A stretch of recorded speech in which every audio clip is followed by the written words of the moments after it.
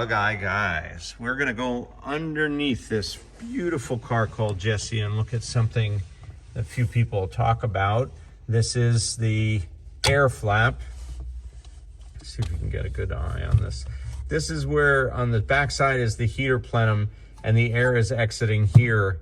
And you actually have a little trap door that you can close. And what that does is it forces the air on this tube up to the defroster. But with it open, it allows air to blow into the footwell. Some of the cars we're seeing are missing those flaps.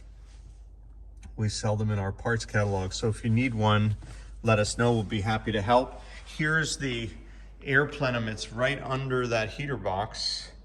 So the air comes into the side of the box there on the top of your screen, runs downward, and then exits right through that little door, unless you close it, in which case it exits right there up through the defroster.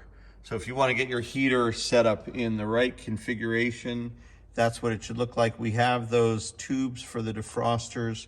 We have all the pieces in our catalog here at Bugeye Guys.